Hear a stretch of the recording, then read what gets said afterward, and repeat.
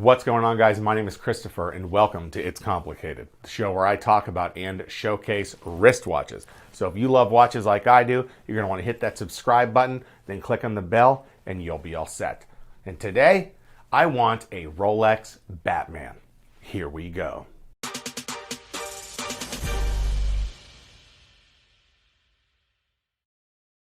So, obviously, I'm a guy with a pretty big watch hobby.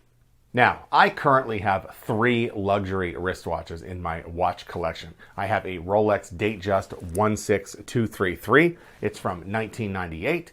I have a Rolex Submariner 16610T from 2008. And I have an Omega Speedmaster Professional that was made in 2017. You know, and funny enough, I've only showcased the Omega on the show. I've talked about the Datejust before. I've talked about the Submariner. I've shown them in little clips and I've worn the hell out of them, but I've never actually done like a proper showcase for the channel. So maybe I should get on that. Now, lately I have been saving money. And the more that pile grows, the more my eyes tend to drift and look at watches when I start to get bored.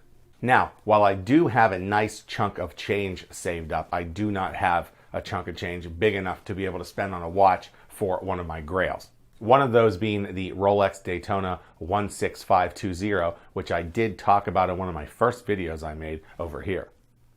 The other one being a Rolex Submariner 16618LB, but it would have to be the one with the inner bezel engraving.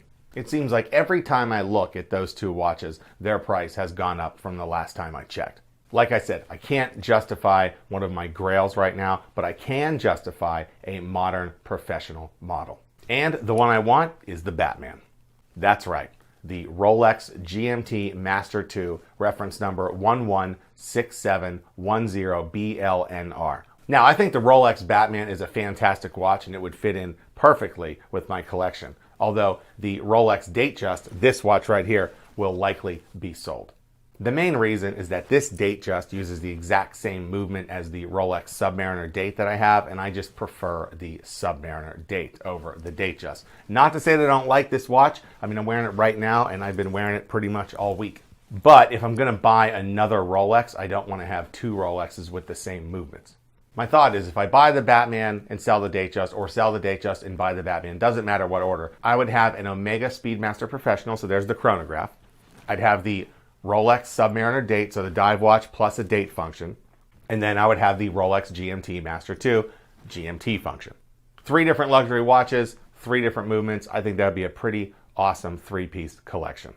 Not to say that I don't like my current 3-piece luxury watch collection.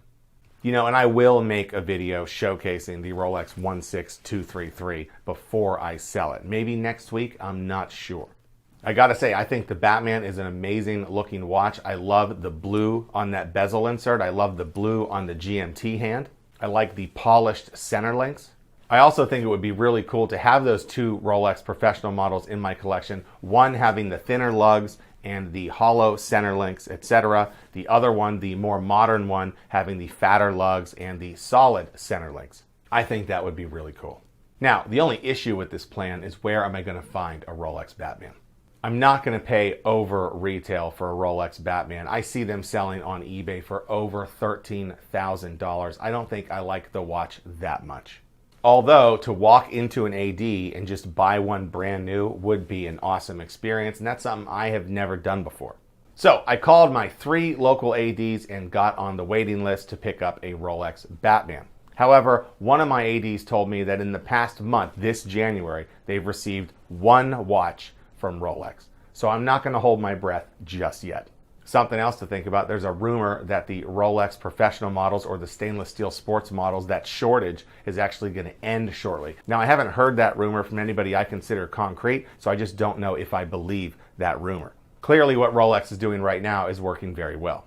Like I said, I'm on those 3 lists, and maybe I'll get lucky. Somebody will get a Batman, they'll call somebody else on the list. They won't be home, they'll call somebody else on the list. Their wife won't let them buy the watch, etc.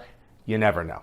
Now, of course, everybody's talking about how the Batman is going to get discontinued or there's going to be some update in the movement. I already made a video about it over here, but it's probably just going to be an update in the movement. And while I would buy the updated movement version, I would prefer to get the current model Rolex Batman. I think it would have a little more collectability to have that first run, even if it was the last year. So that's my plan on grabbing a Rolex Batman. Let me know what you guys think. Do you think it's a good plan? Would you do it some other way? Would you consider keeping the Datejust? If so, why? Etc.